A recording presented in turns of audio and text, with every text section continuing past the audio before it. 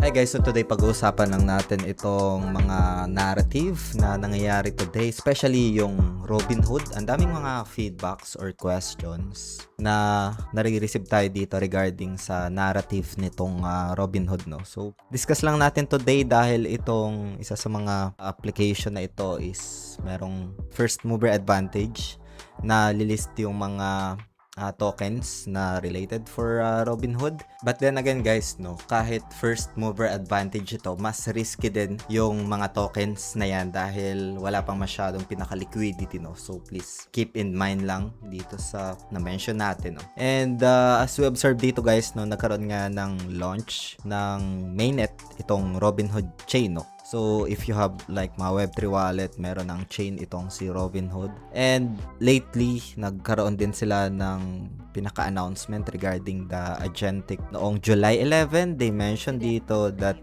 they have these agentic accounts for crypto trading. So, pag-usapan natin yan dito sa video natin today. Ano yung mga tinitingnan ko na tokens na sa tingin ko is related sa sector nitong si Robinhood guys, no? So, pag-uusapan natin yan dito sa video natin today. Pero bago tayo dito magsimula, kung hindi nyo pa na-like itong video na ito, please like this video first. Subscribe nyo yung YouTube channel natin. Turn on the bell icon para ma-notify kayo dito sa mga updates natin na ginagawa sa ating YouTube channel guys, no. Again, I'm just sharing some ideas lang dito, experience, no. And gusto ko rin masagot yung feedbacks, ano yung opinion ko regarding this narrative right now, especially yung pag-add nga ng mainnet ng Robinhood sa mga Web3 wallet guys, no, and yung agentic accounts for crypto trading. Again, itong video natin today is just for ideas lang, educational, for entertainment, and does not qualify as an investment or financial advice guys, no. So andito tayo ngayon sa dashboard na kung saan ito yung ginagamit ko for newly listed tokens dahil nauna dito na nagkakaroon ng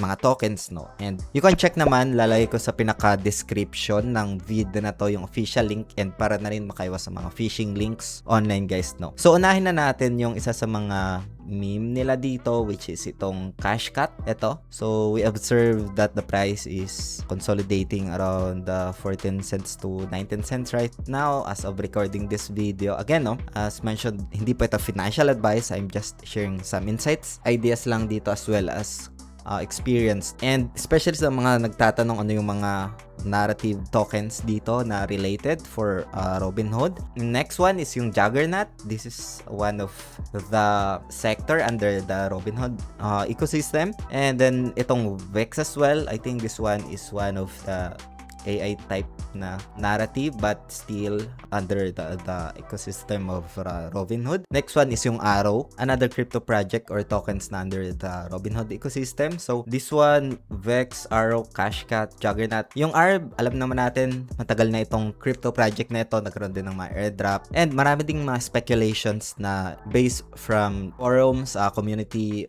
comments as well.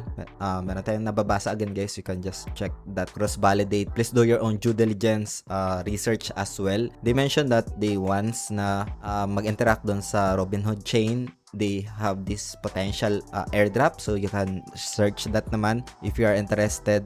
Do your own research pa rin guys, no. So yeah, isa sa mga tokens is itong ARB. Matagal na ito pero they helping the teams of Robinhood. So yun guys, no, I just want to share this mga tokens na lang na tinitingnan ko. If ever man na magkaroon ako dito ng executions, again, crypto anytime can go to zero. Wala akong guaranteed in crypto space. And if ever man, maybe I'll check on the support, I'll set stops if ever na mag-against sa bias ko yung price action, no. So ito yung mga tinitingnan ko for the Robinhood para dun sa mga nagtatanong guys, no, which is ARB, Juggernaut, Cashcat, Arrow, and Vex, no.